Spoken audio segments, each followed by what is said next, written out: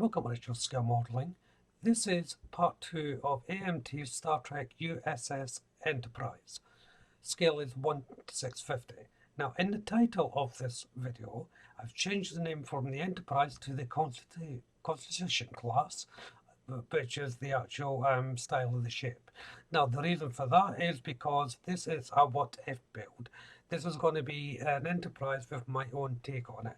So it's not going to be anything to do with the show apart from really the shape of the ship.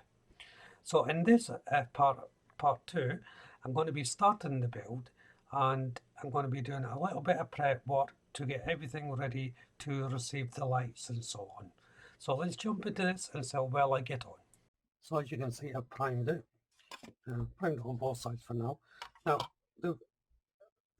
because this is old and it's a quite smooth kit, the window locations you can't really see all that well. I decided to prime it to see if they would stand out a little bit better, and they do, but it's still difficult to see. So if you remember or if you watched the first part of the video, you would have heard me explaining about the little trick with the decals.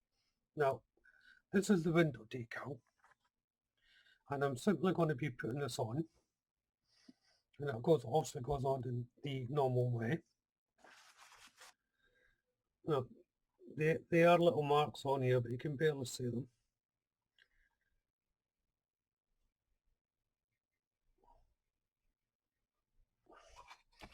So that is now the window, and when that dries, I will simply just drill out these white areas here for the windows.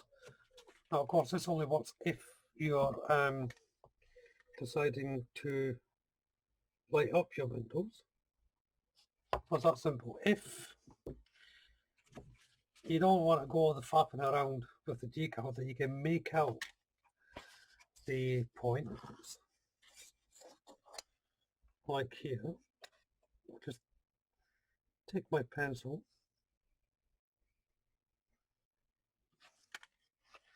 and draw them in. I'm effectively colouring in the tiny little marks. So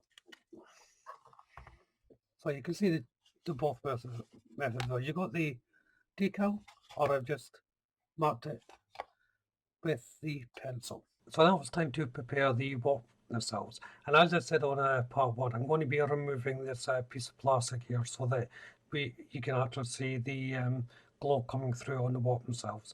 So what I've got here is I've got my panel line scriber. Now it's a very sharp blade, and it's angled in such a way that I'll just run a line along a seam line without bumping into anything and going off track. So I'm just scoring it along until the plastic comes thin enough to remove the actual area. And then I'll just take my hobby knife and remove the plastic. Just a little bits are still attached, so it's just a matter of taking my knife, running it along and popping out the part I want removed.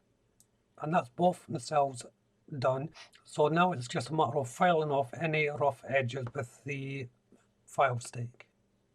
This part here is the impulse drive, and I'm removing the areas just like I did with the nacelle. So there's 2 little rectangular areas to be removed. A little bit more trickier because the plastic's slightly thicker on this one, so it took a lot of digging with my knife to get the area out. It took longer than I would have thought it did, but I drilled out a little bit and I wasn't getting a great edge to it, so I just went back to my knife, as you can see there, and just beveling out the area. Then once it's removed, I'm testing it for how it's going to look, and then I'm going to be removing part of the saucer section area where the light is going to come through as well. So I'm using that as a template, and I'm just drawing in with my pencil the area that I want to be removed. And it's a simple case of drilling a couple of pilot holes before I remove the excess plastic. And while I'm doing this, I'm dry fitting the part time and time again to make sure I've got the proper location, that I haven't gone too far. So now I've cut them out, just checking to make sure everything looks good, and I feel that the light will come through. So now it's time to drill out the windows. So the decals are dry, and I'm just using my pin drive once more to drill out the windows. Now you can square these off if you wish, but they're so small. I think a circular window instead of a square one works fine, but it's all personal choice. If you do decide to square them off, you just use your knife to do that, but you have to be careful because you can quite easily slip and ruin the whole effect that you're going for. So I think just using my pin drive to open up the holes for the windows is perfectly okay. And it's the same way for the bridge dome. Now there's quite a lot of plastic here to remove, so I've drilled the pilot hole, then I'm just taking my knife and twisting out some of the plastic to enlarge our hole. For the locator lights, there's no template for these, so I'm using the area where the dome is and doing a straight line and just measuring down to where I want the location lights to be. These are the red and green and white flashing lights that I'm preparing here. And it's important to get this measurement correct because I want it to be exactly the same on the other side of the saucer section. It just makes it easier to install in the lights.